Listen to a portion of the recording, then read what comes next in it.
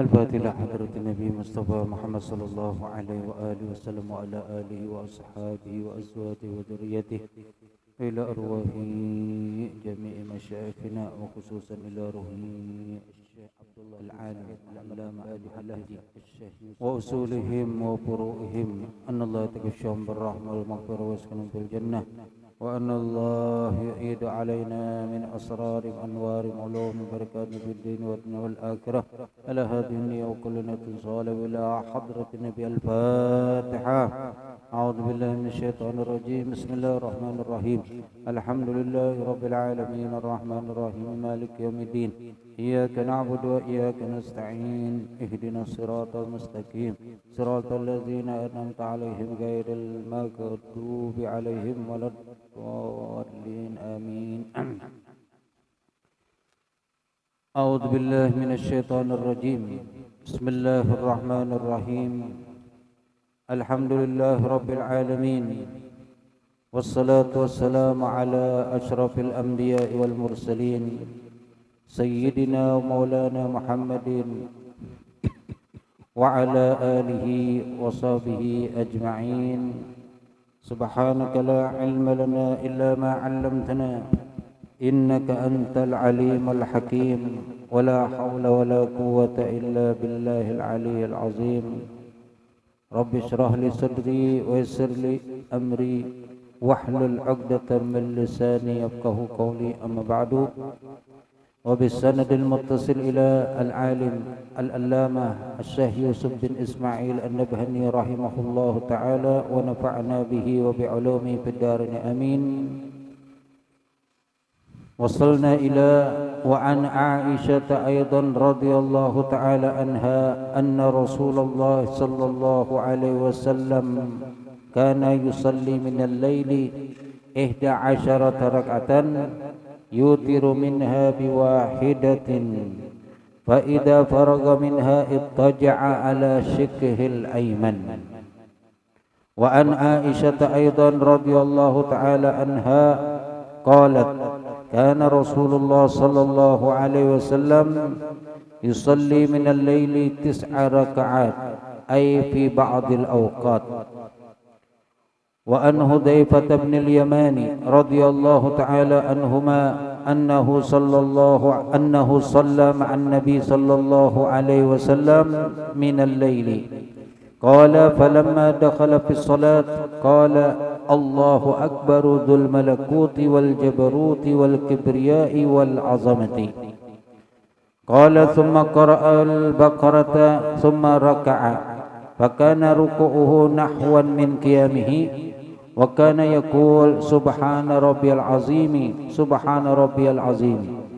ثم رفع رأسه فكان قيامه نحوا من ركوعه وكان يقول لربي الحمد لربي الحمد. ثم سجد فكان سجوده نحوا من قيامه وكان يقول سبحان ربي الأعلى سبحان ربي الأعلى. ثم رفع رأسه فكان ما بين السجدتين نحوا من السجود وكان يقول رب اغفر لي رب اغفر لي حتى قرأ البقرة وآل عمران والنساء والمائدة أو الأنعام.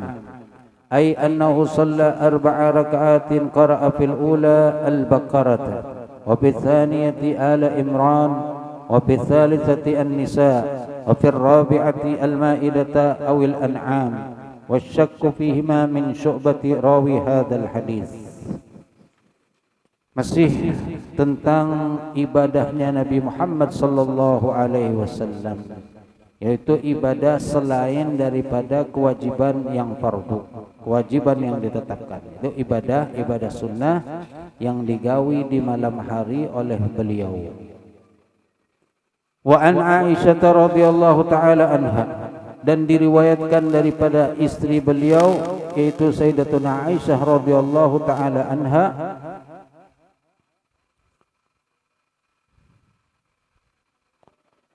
anna Rasulullah sallallahu alaihi wasallam kana yusalli min al-laili, bahwasanya Rasul sallallahu alaihi wasallam kana yusalli adalah beliau salat minal laili daripada malam, ihda asyarata rak'atan yaitu 11 rakaat, yutiru minha berwitir daripada 11 itu biwahidatin dengan 1 rakaat. Jadi dari 11 itu 1 rakaatnya adalah witir. Fa idza faraga minha, maka apabila selesai minha daripada witir, ittaja'a ala shikkihil aiman, maka berbaring beliau ala shikkihi, ke atas lambungnya beliau, al aimani yang sebelah kanan. Jadi ini sunnah yang mana mungkin jarang orang kita tegawi. Yang mana sunnah di sini adalah antara habis sembahyang sunat fajar, itu sembahyang qobliyah subuh, lalu berabah sebentar. Kadang mengelap, kadang berabah benar aja. Sunnah Nabi ini ya. Kadang mengelap, jangan mengelap tuh guring. Ini kada guring, cuman berabah, posisinya menghadap ke arah kiblat. Syakkihi yaitu lambung, lambung sebelah kanan. Jadi ittaja'a berbaring berbaring ke atas lambung beliau sebelah kanan dan menghadap ke kiblat.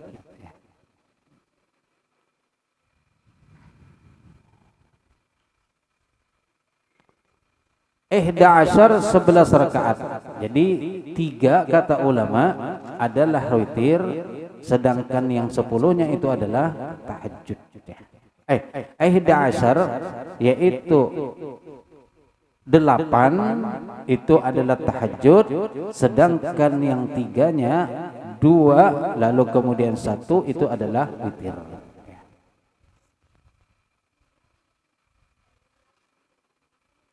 Ittaja' ala syakil aiman, itu berbaring ke atas sebelah kanan. Nah, ini mungkin ya tadi jarang tahu bahari lawan kada tahu.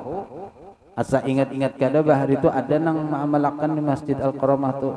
Jadi mbahnya tuh sembahyang sunat subuh, sunat fajar, lalu berabah setumat.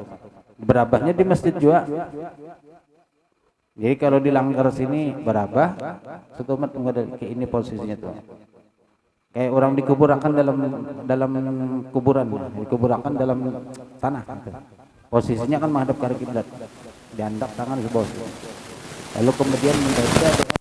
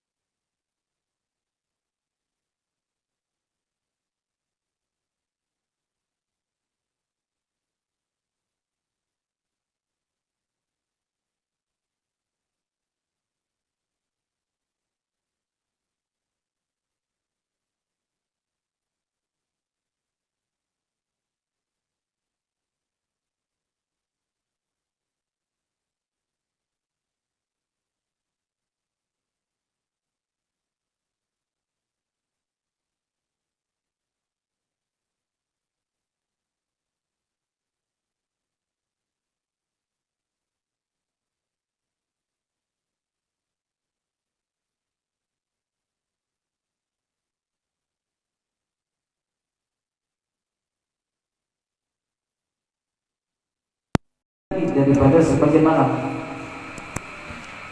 Dia ingin tahu kayak apa sembahyang Nabi, maka dia pun bermalam bersama dengan Nabi.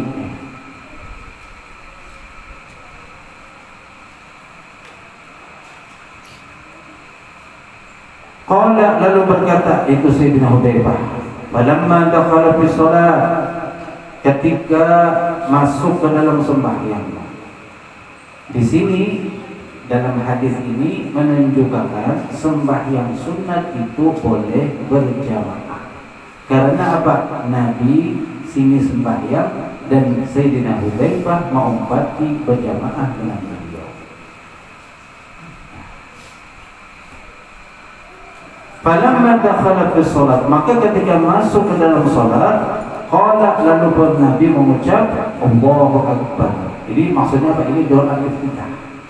Nah, kita selama ini doa iftitah yang kita tahu, kita hafal itu adalah Allahu Akbar kabira walhamdulillah kabira wa subhanallahi bukratan wa asila dan seterusnya. Nabi di sini lain doa iftitahnya. Allahu Akbar dzul malakuti wal jabaruti wal kibriyai wal azamati.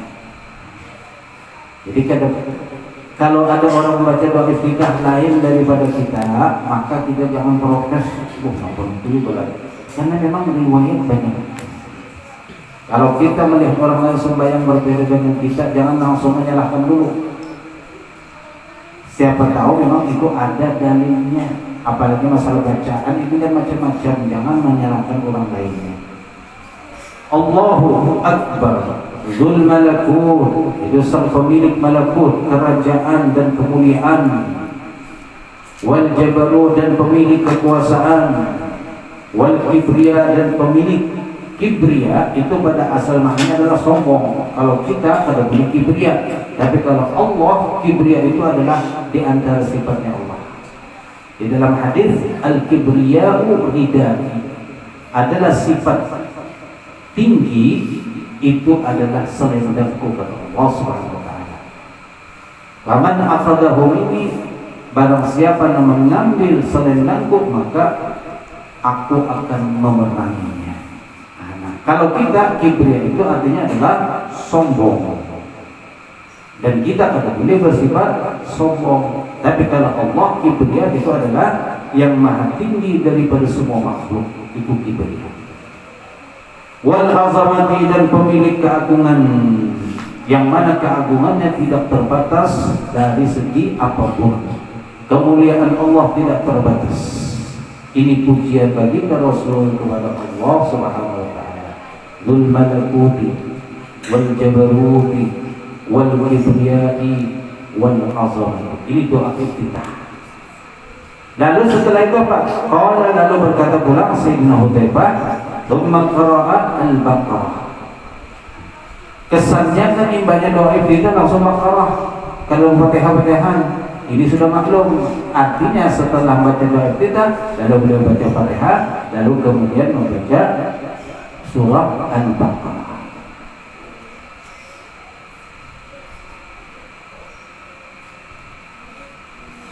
Ini kalau mengumpati bagus.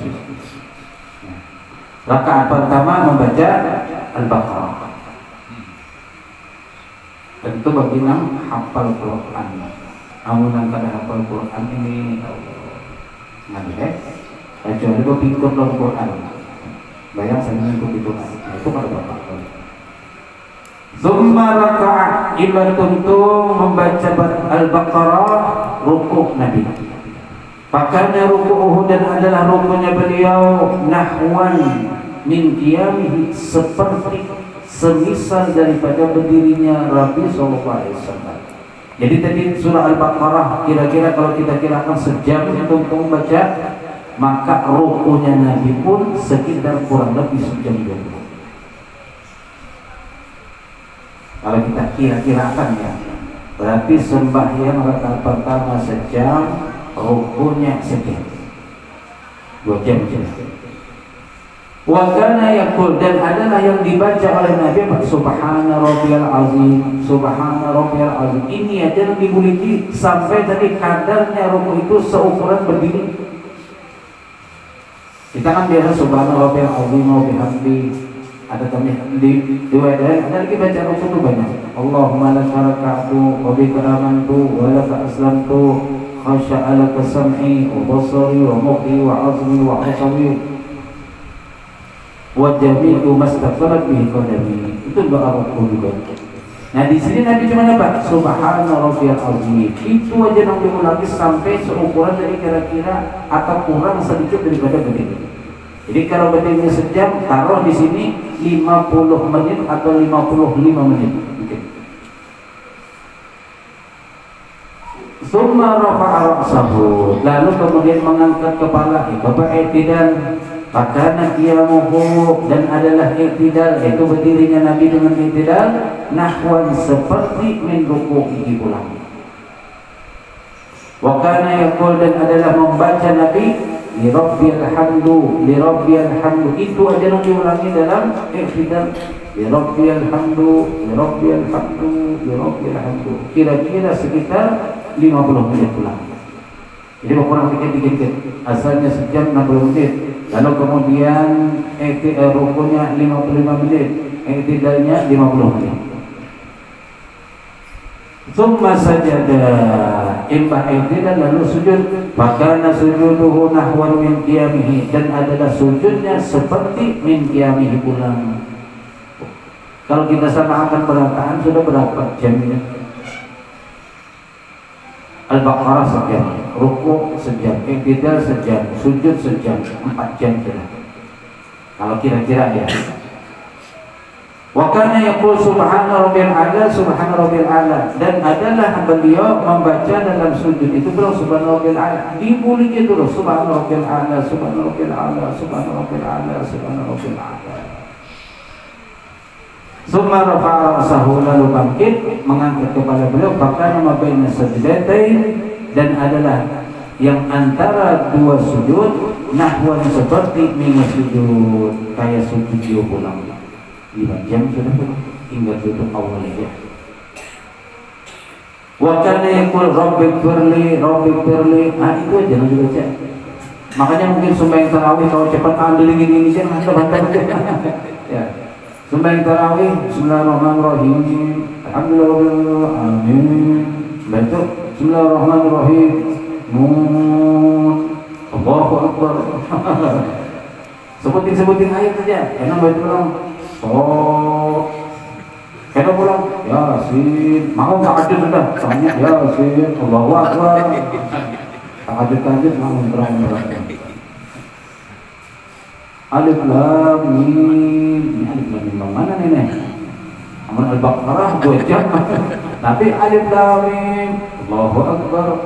Kata coba makmum tak?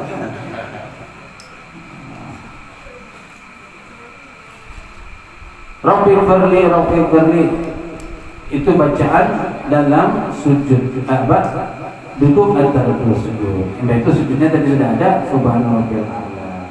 Ini kalau standar, kalau kita membaca surah Al-Baqarah, mungkin yang laju mungkin bisa sejam berapa detik.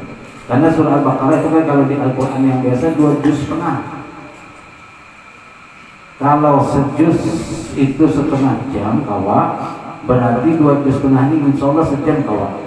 Akan tahu bagi yang hafal Quran mungkin lebih cepat lagi, kalau setengah jam yang membaca itu mungkin. Nah, sedangkan Rasulullah kayak apa ini? Di sini keberkahan beliau. Namun kita patokkan membaca Al-Baqarah satu jam aja atau setengah jam aja. Lalu kemudian rukunya setengah jam, i'tidalnya setengah jam, kemudian sujudnya setengah jam, duduknya setengah jam, berarti 2 jam setengah sudah. Ini hanya rakaat pertama. Kalau rakaat kedua belum 2 jam setengah, 5 jam. Kalau rakaat ketiga 2 jam setengah, berapa sudah? 7 jam setengah. Kalau rakaat keempat 2 jam setengah berarti 10 jam. Sedangkan malam 12 jam, apa sembahyang mulai. Sedangkan ini sembahyang tengah malam. Kalau sembahyang tengah malam mulai jam 12 saja sampai jam 4, itu 4 jam aja waktunya. Nah ini kan kayak apa kita membayangkan? Kayak ada di antara para awliya Allah itu yang membaca qul huwallahu ahad itu sampai 1000 kali. Dalam hitungan orang mau baca Fatihah sekali, di situ sudah 1000 kali baca qul huwallahu ahad. Itu ada masuk akal. Kalau menurut kita tidak masuk akal. Tapi bagi mereka, apalagi Nabi, para aulia Allah itu semua bisa terjadi karena apa? Waktu itu dilipat buat mereka. Kayak di akhirat kan waktu itu satu hari di akhirat itu sama dengan 1000 tahun di dunia.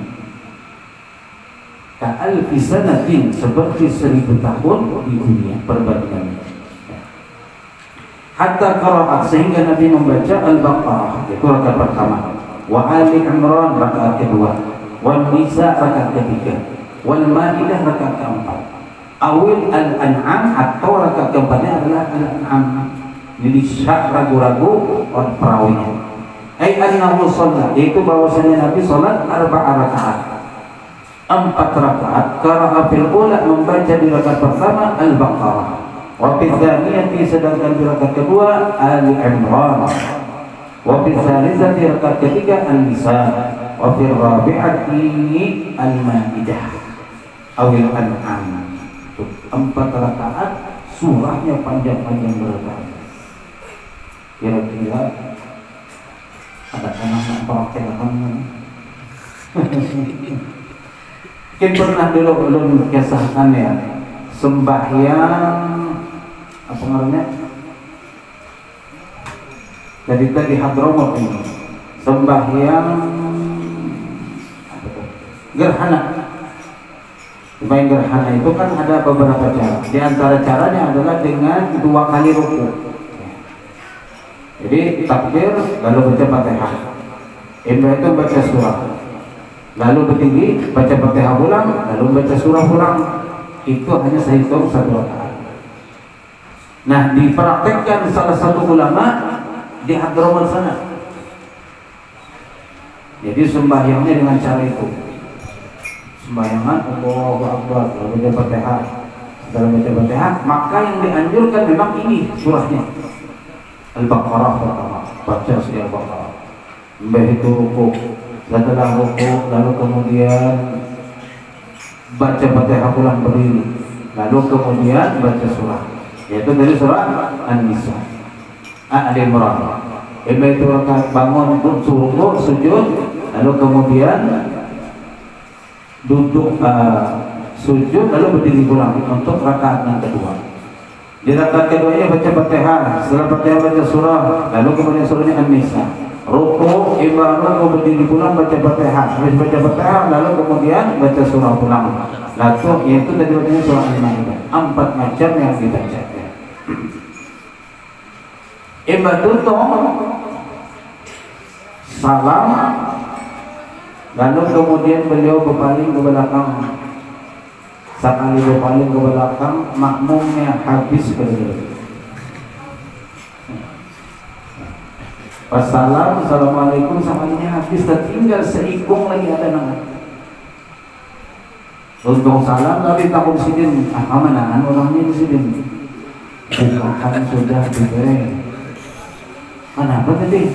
Ada tahan, mempatipian. Ikam bang kenapa jadi bertahan? Ujarnya Pak Ulun mengikuti kunci masjid. Amun ulun bukan jo siapa nama kunci masjid kan? Ternyata kau mau kalau mau paksa bertahan. Ini terjadi di Yaman sana, di Hadramut ceritanya. Ada nampak ketika sumber seperti ini. Amun di sini wallahi pada pernah tahu. Mungkin bagi yang hafal Quran sekali-sekali pahami. Ya. Dulu ada guru waktu di kuliah itu, ada guru orang Mesir, jadi hafal Quran, misalnya mengajar Al-Quran dan hafal Quran. Lalu disuruh imam sembahyang maghrib. Sembahyang maghrib di kuliah, waktu itu kuliah masih menyewa, mengontrak di satu bangunan. Lalu di ruangan sembahyang maghrib di kamar. Ada pas kuliah sore, lalu bersambung malam kuliahnya. Sembahyang maghrib. Dan waktu itu panas, pengap, pendengaran ruangan panas. AC kerba AC, cuma di ruangan aja nanti tempat belajar. Sedangkan di ruangan los ini kita AC-nya. Sidin jadi imam, sembahyang maghrib panjang bener. Mengaruh hafal Quran jadi nyaman. Kasihkan Sidin, ya Allah. Tumpung, sembahyangan, lalu ada dosen lain yang bermain.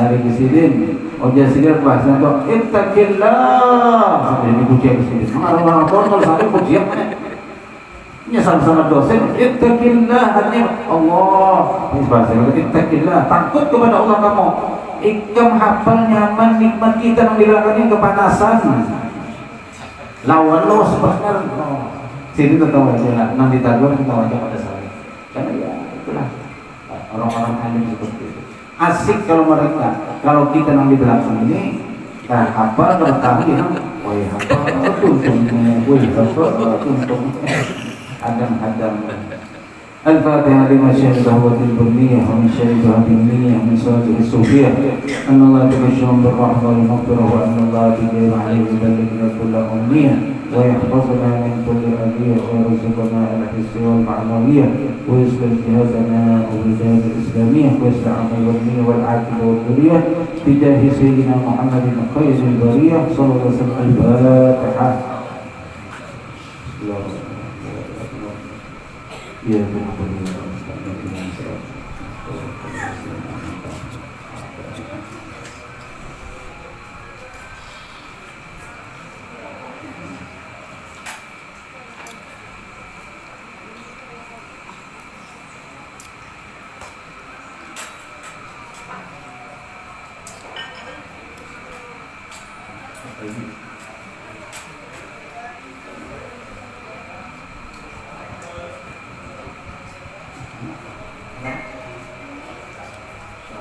terus ada bau-bau belakang bersama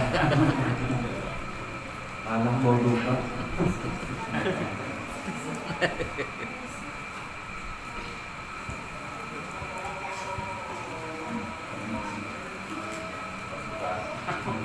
buka puasa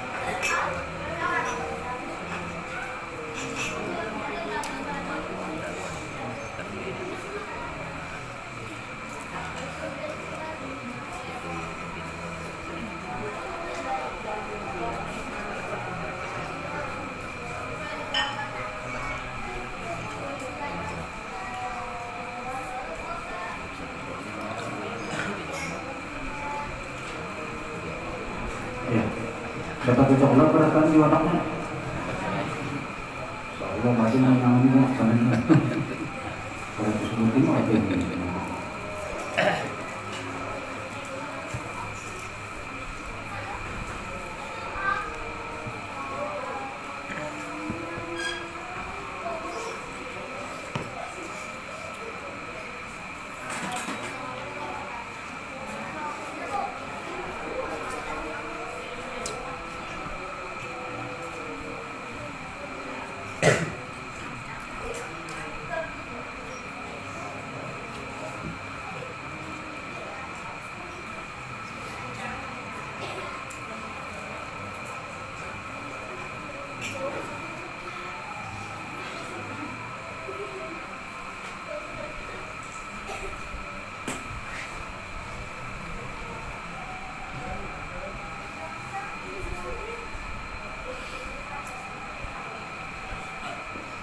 wasyakku fihima minasyubah. Dan ada pun ragu-ragu tentang rakaat yang bacaan yang dibaca rakaat keempat, apakah surah Al-Maidah atau Al-An'am, itu adalah dari perawi yang nama beliau adalah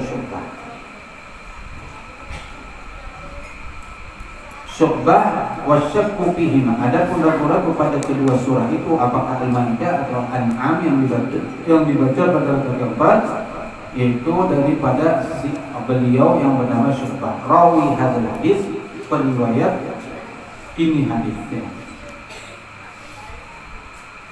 Ala kulli hal, kalau kau mempraktekkan ini sangat luar biasa ya.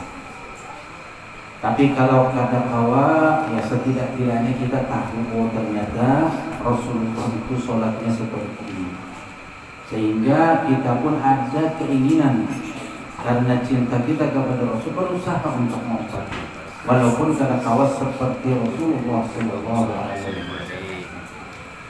Wa an Aisyah radhiyallahu taala anha qala, dan daripada lagi riwayat Sayyidatuna Aisyah radhiyallahu taala anha, qalat, beliau berkata, qama Rasulullah sallallahu alaihi wasallam bi ayatin minal Qur'an. Qama itu bangun atau melaksanakan Nabi Rasul sallallahu alaihi wasallam bi ayatin dengan membaca satu ayat. Jadi qama di sini bermakna salat. Shalla Nabi sallallahu alaihi wasallam, atau qama tadi sembahyang Nabi bi ayatin dengan membaca satu ayat minal Qur'an, daripada Al-Qur'an, lailatan, yaitu di waktu malam. Jadi sembahyang tahajud. Nah, ini kan beda lagi. Kalau tadi 11 rakaat, kemudian ada lagi 9 rakaat, maka di sini satu ayat dibaca dalam satu rakaat. Kalau tadi ada yang dibaca surah Al-Baqarah sampai tuntung, Al-Imran sampai tuntung, An-Nisa sampai tuntung, Al-Maidah sampai tuntung. Di sini cuma membaca satu ayat ini, dan itu sepanjang malam dibaca diulangi. Itu apa ayatnya? In tu'adzibuhum fa innahum ibaduk wa in taghfir lahum fa innaka antal azizul hakim. Ini yang dibaca semalam diulangi. In tu'adzibuhum fa innahum ibaduk wa in taghfir lahum fa innaka antal azizul hakim. Semalam itu dibeli. Kenapa dibeli? Karena mengandung, ya Allah, kalau pian siksa ini orang-orang, maka ini adalah memang hamba pian terserah pian. Tapi kalau pian ampuni, dan memang pian maha pengampun, ya Allah. Jadi harapan Nabi apa? Supaya umat sidin diampuni oleh Allah. Tapi kadang-kadang memutuskan Nabi, kadang-kadang menyerahkan kepada Allah. Ini nah hamba pian, ya Allah, yang terserah pian, yang pian apa aja itu terserah.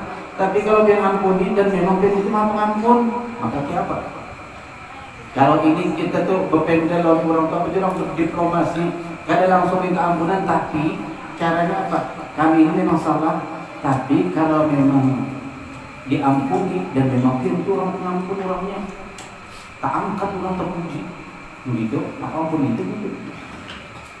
Orang salah, orang kada orang kayak ini, tapi ya biar orang nambahkan insyaallah kesalahan dulu ya kesalahan.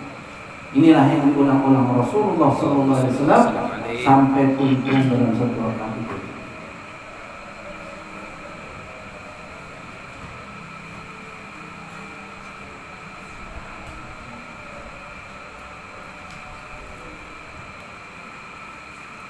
Wa an Abdullah bin Mas'ud radhiyallahu taala anhu qala, dan lagi daripada riwayat Sayyidina Abdullah bin Mas'ud radhiyallahu anhu, qala, beliau berkata, shallaitu lailatan, aku sembahyang satu malam, pada satu malam, ma'a Rasulullah sallallahu alaihi wasallam.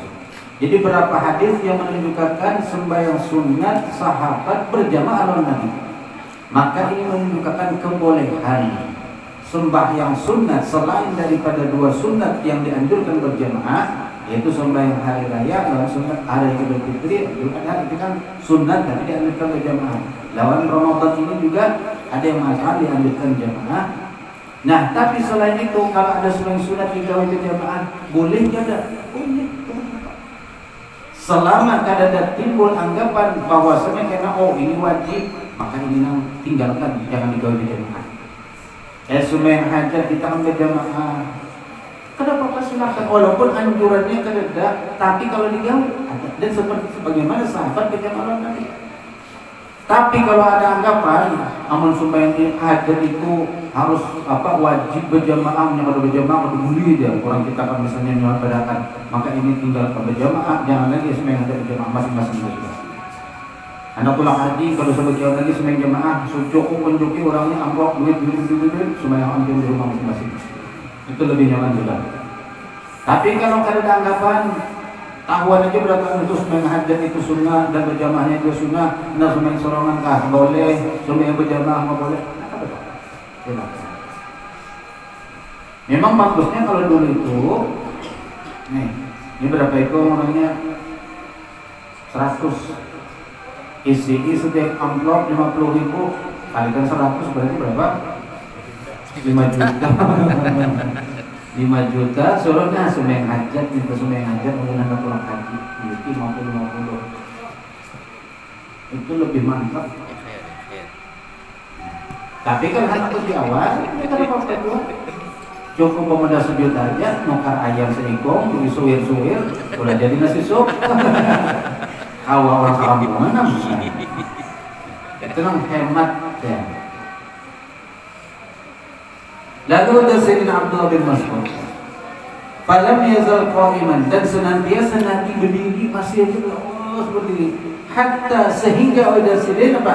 Hamamtu bi amri sau'in atau su'in. Hamamtu bermaksud apa? Dengan perkara yang kada bagus. Jadi pemakmuran Rasulullah, tapi Allah Subhanahu kalau sujud berdiri bacaan aja sampai terlintas di hati Abdullah bin Mas'ud apa sesuatu yang kurang bagus. Tapi kurang bagus di sini bukan karena bagus menurut kita lain, karena dijelaskan. Jadi ada terlintas kayak kita ada berjamaah loh imam lawas benar itu kan hati sudah asal gitu. Giliran benar. Anda pemisah katia banyak orang. Ada berpisah hati dongkol gerigitan. Jadi kayak apa sabar ya tahannya tapi betul-betul awas. Nah ini Sayyidina Abdullah bin Mas'ud ada istilahnya keinginan hamamtu udah silakan. Yaitu apa? Bermaksud aku apa? Diamri dengan suatu perkara sau'in yang kada bagus, kurang bagus. Kila lahu, lalu ditakuni kepada beliau. Wa ma hamamta bi? Kenapa nampian hantar nama maksud apa tuh? Nah kalau bagus itu apa? Qala hamantu an aquda, aku bermaksud untuk apa? Aquda itu duduk karena keunjuhan. Nah ini kan sebenarnya bukan cara bagus saja masalahnya, cuman ketika yang jadi imamnya adalah Rasulullah makin ke depan ada pemberhenti. Nabi sembahyang berdiri, tahu-tahunya sembahyang berduduk. Betul-betul.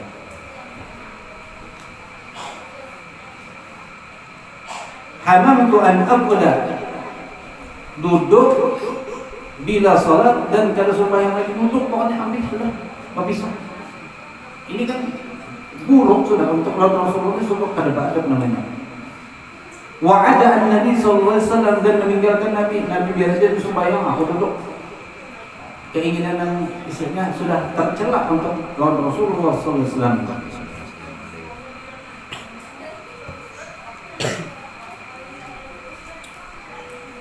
Atau mungkin berpisah.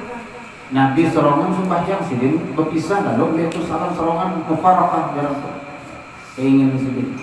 Ini juga terpantas lawan Rasulullah sallallahu alaihi wasallam.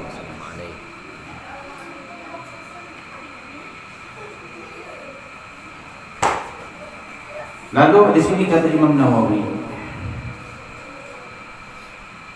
Qala Nawawi fi syarh Muslim fihi annahu yanbaghi al-adab ma'al a'immatil kubbar ma'al a'immati wal kubbar wa alla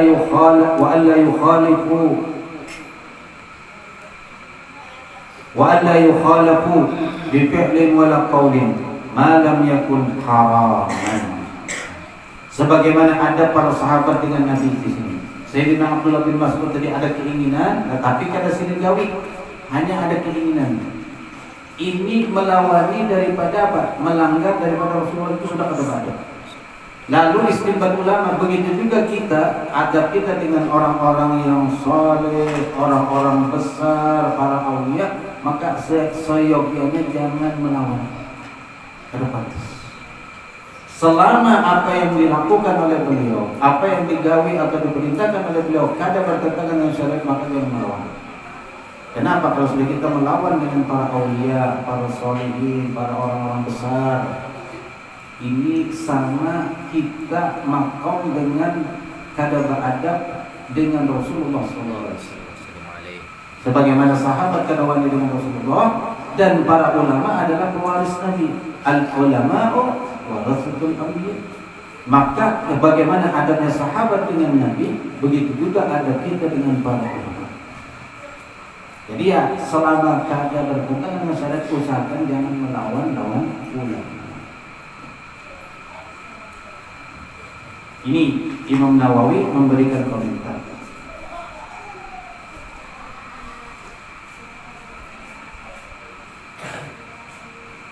Padahal kalau secara dalam sembahyang nih fikihnya, kalau kita bermakmum lawan orang, lalu rasa kelawasan, baik dalam sembahyang fardu atau dalam sembahyang sunat, apalagi dalam sembahyang fardu kita bermakmum, tapi imamnya mawas barangkali tahan lagi berdiri, boleh berduduk pada apa? Apalagi dalam sembahyang sunnah tarawih misalnya, sembahyangnya 8 rakaat saja, tapi 3 juz yang dibaca. Makanya kan ada orang yang mau ini nang 8 rakaat sunnah ya, nang 20 rakaat bang itu ampun sahabat itu lain kan sunnah.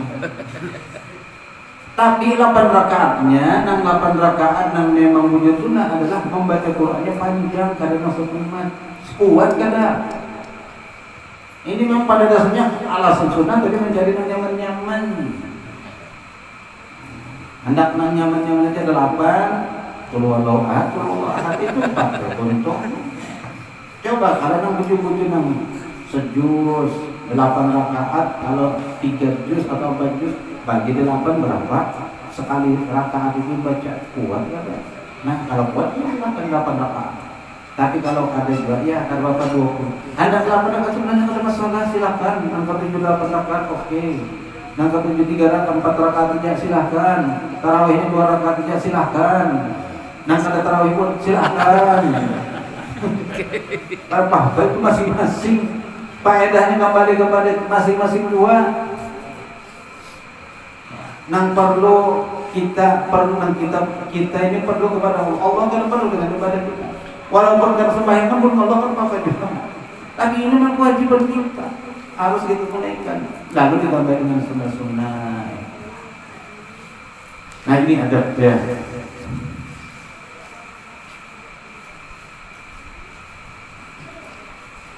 Nah dalam hadis ini kata ulama, jawazul iqtida fi ghairi maktubat, bolehnya bermakmum selain daripada sembahyang fardu. Jadi berapa hadis ini ulama istinbat sudah banyak kebolehan yang menunjukkan sembahyang sunat boleh bermakmum. Tapi bukan berarti dianjurkan boleh. Kalimat boleh bukan berarti harus dianjurkan dilaksanakan, kada. Bagusnya memang sendiri-sendiri, tapi kalau Anda bermakmum dengan tujuan yang baik, yang bagus, ya ada kan sebagian sekolahan belum pernah mendengar ada sembahyang duha berjamaah. Duha kan ada berjamaah, tapi ini yang menggawi supaya kenakan. Maka di SMA ini bukan sekolah pondok lagi, SMA diterapkan waktu istirahat sembahyang duha berjamaah. Bagus. Dan akhirnya anak-anak terbiasa sembahyang duha. Yang penting jangan sampai tertanam di otaknya kalau sembahyang duha itu wajib berjamaah. Itu kalau sudah ada wajib stop. Padahal ini kedua wajib berjamaah, sembahyang masing-masing berpulang pasar. Kemudian wa an Aisyah radhiyallahu taala anha anna Nabi sallallahu alaihi wasallam kana yusalli jalisan. Adalah dari hadis satu lagi daripada Sayyidatuna Aisyah. Daripada Sayyidatuna Aisyah radhiyallahu taala anha anna Nabi sallallahu alaihi wasallam kana yusalli, adalah beliau salat jalisan dalam keadaan duduk. Fayaqra'u, lalu kemudian membaca itu surah. Wa huwa jalisun, dan beliau masih dalam keadaan duduk.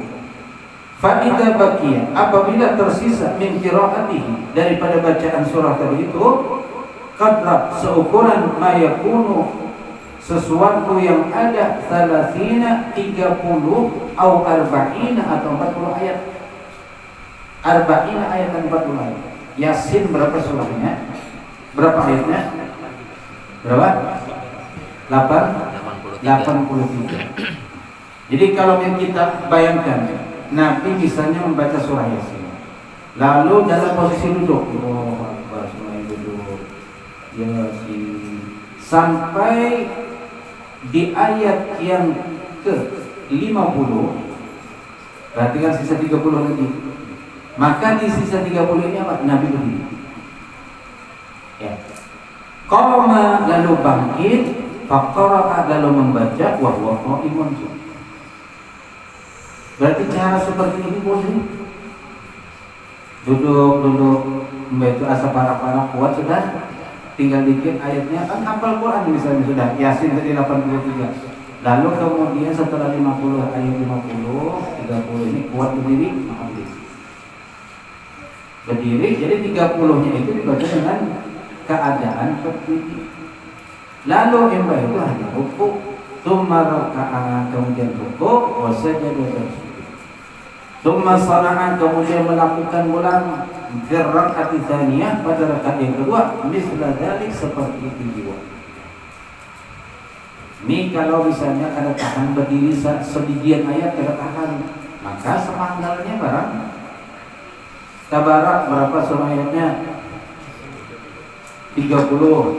Maka baca 20 dulu berduduk. Itu 10 ini kira-kira kan paling berapa menit? Kalau berdiri maka berdiri.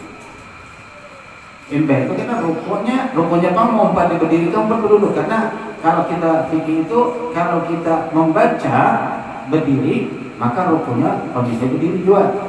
Tapi kalau kita membaca berduduk maka rukunya pun posisinya berduduk. Nah di sini kan ada dua, berdiri dan berduduk. Maka yang berpati yang mana? Kata ulama disebutkan bahwasanya beliau rukunya dengan ruku berdiri. Karena yang terakhir kan membaca dalam keadaan berdiri, maka rukunya pun dalam kondisi berdiri.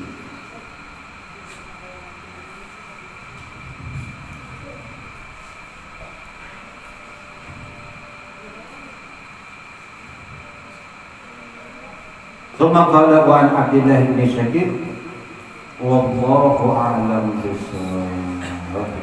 Paskan apa?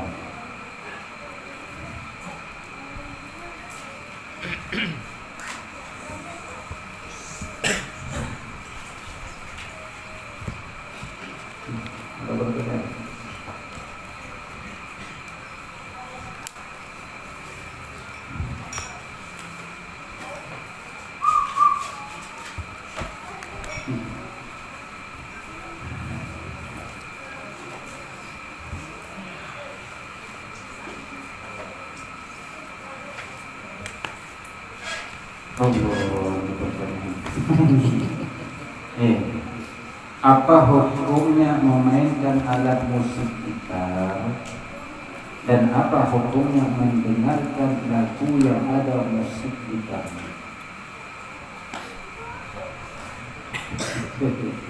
Anak haram, anak boleh kan? Kalau mau hati-hati, mau aman, maka tinggalkan. Karena memang kebanyakan ulama mengharamkan alat musik yang ada nih talinya, petikannya. Senar, ada bilang tak ada senar itu. Ulama banyak mengharamkan. Apapun jenisnya. Dan banyak alat-alat musik. Jadi ada kitab yang membahas tentang alat-alat musik yang diharamkan berdasarkan hadis Nabi SAW. Intinya kalau ingin nyaman, kalau ingin lebih bersih, tinggalkan.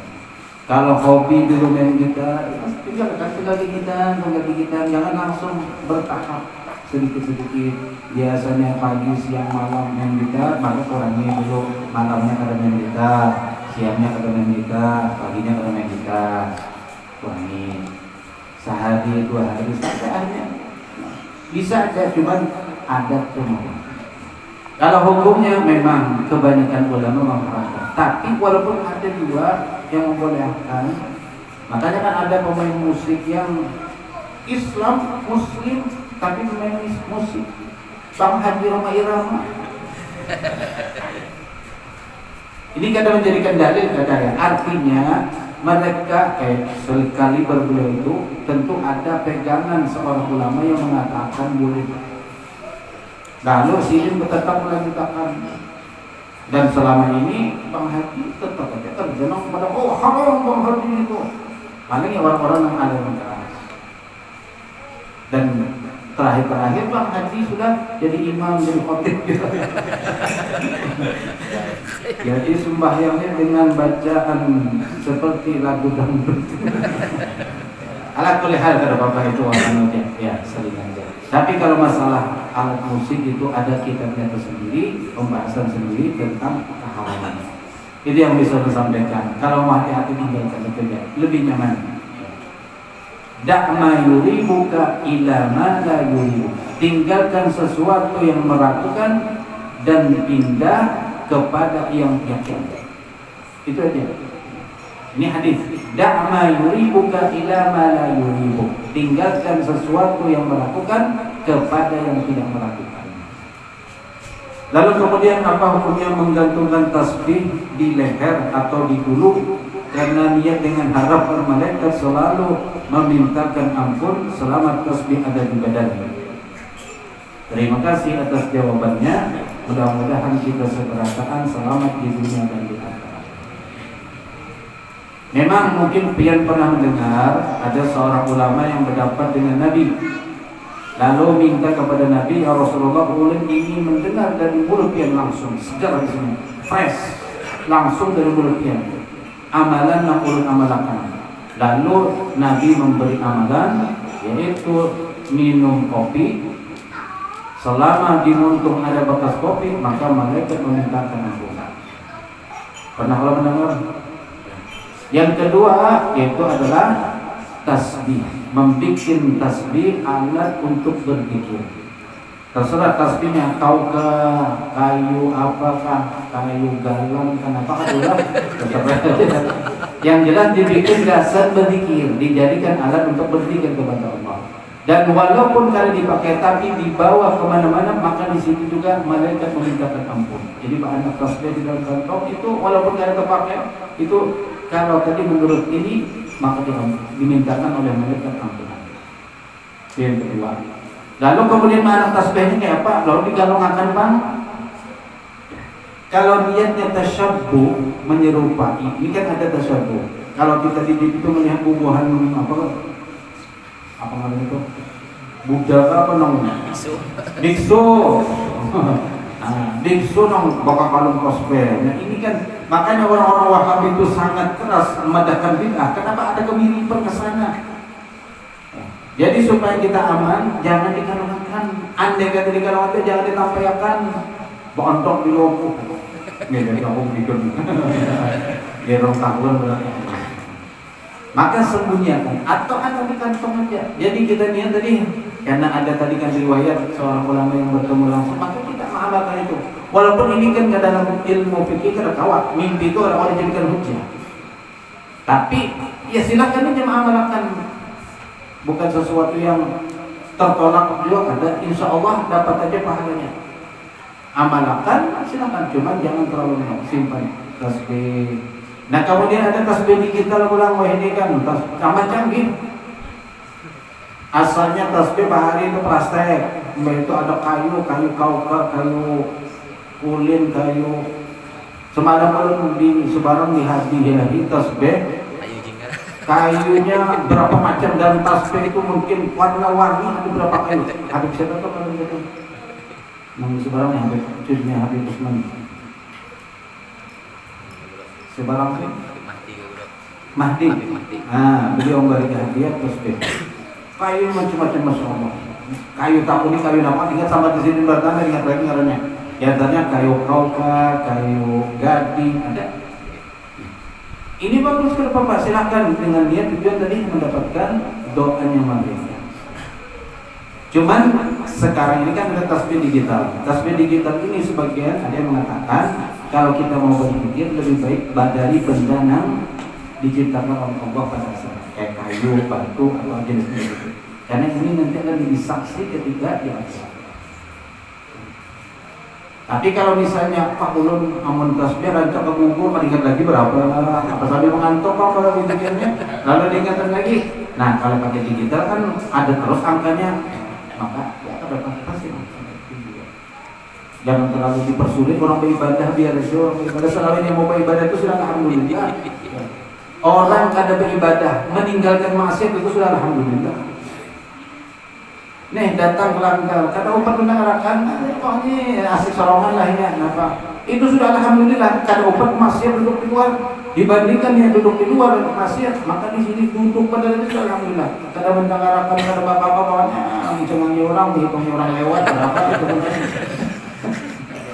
Kata bapak, itu sudah meninggalkan maksiat itu sudah ibadah. Kayak apa kalau ditambah dengan ibadah pulang, maka kan double itu sudah. Nah yang ketiga, yang tadi si ulama tadi bertemu itu mengunjungi orang soleh baik nang hidup ataupun nang mati, itu luar biasa. Ada 3 itu tadi. Pertama minum kopi, maka di sini kopi kan alhamdulillah. Ada terus kopi tiap malam Selasa, kadang-kadang jadi sekali-sekali kopi tambah susu. Tapi intinya kopi alhamdulillah kita mengamalkan sudah dapat.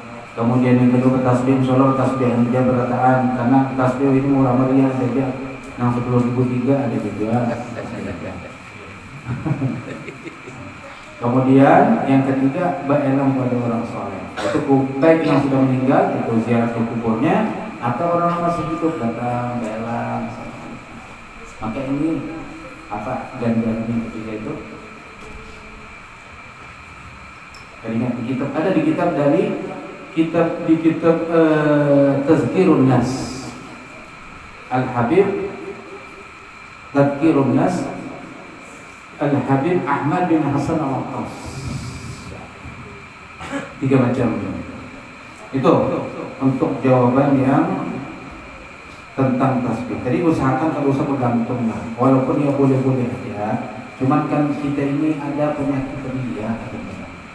Kita kadang dia aja datang dia, apalagi sudah ada unsur-unsur dia pulang menambahkan unsur dia, maka lebih tutupiin dari dia. Kemudian ini Assalamualaikum warahmatullahi wabarakatuh. Bolehkah membaca surah Yasin tidak pakai tajwid, seperti kita saruan-saruan di rumah atau di majlis baca Quran dalam tajwid? Karena orang awam baca Yasin kan ini hafal Yasin tapi nggak ada tajwid kan maunya asal diunjuk Yasin kan mau hafal. Bukan masalah hafalnya apa, nama dibaca orang baru tahu. Jadinya hafal di otak aja. Tapi kalau bacanya kan tahu mana. Ada kan sebagian orang gitu karena keseringan hati umpat baca Yasin hafal, tapi tajwidnya ada enggak? Seberataan jadi satu, ijajul jilatil ardu jijalah. Ya, apa ini kan kawan? Ya, kita itu kan memberi keselamatan memang ya. Yassiru wa la tu'assiru, mudahkan jangan dipersulit. Kalau orang awam ini kadang kawan dihukumin dengan orang orang menuntut ilmu. Kalau orang-orang menuntut ilmu, pondokan, belajar tajwid lalu kesalah ditakur, diwujudkan. Jangan dibiarkan. Tapi kalau orang awam mau ditakur bisa ampihannya. Yang udah hadir ini sudah syukur kamu pakai Yasin, mau takur kalau enggak. Enggak, terima kasih itu sudahnya perayaan aja kita. Ini kan karena kawan kita kadang menghukumi orang itu sama seperti semuanya. Orang yang awam maka perlu cara menghukum itu dengan bijaksana supaya jangan bertahan. Walaupun kita tahu hidayah dari Allah memang, tapi kita kan berusaha menarik hidayah itu kayak apa?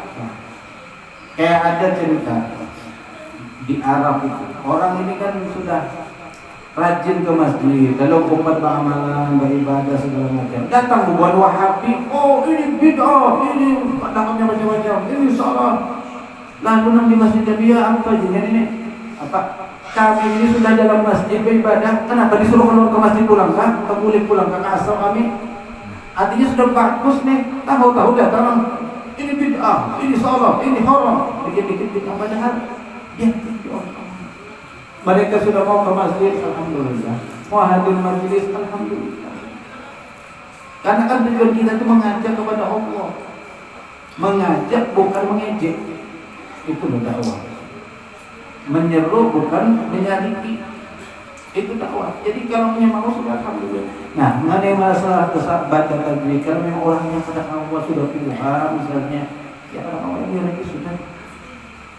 Intinya mereka sudah mau hadir bacaan alhamdulillah.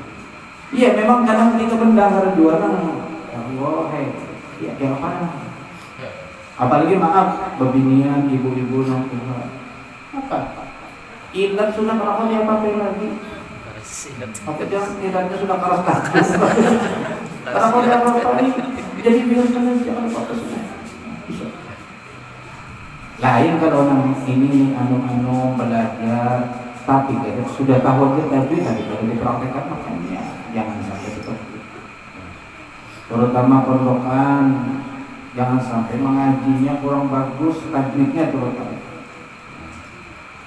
Karena sekolah nih di Darussalam misalnya, tahu-tahu bacaannya kayak orang pada sekolah ini kan kayak apa? Maka harus dibujulkan. Kalau ditakur guru ikam nangnya bacaan tidak bagus, jangan sakit hati. Berarti kan memang ini teguran, bujulan kan baik. Cari guru yang bujul-bujul baca supaya pas. Nah itu aja mungkin kalau masalah seperti itu di majelis terdapat orang membacaannya ada pada apa-apa. Toleransi aja kita kadang-kadang mempersulit. Wallahu a'lam bishawab. Mungkin itu yang bisa saya jawab.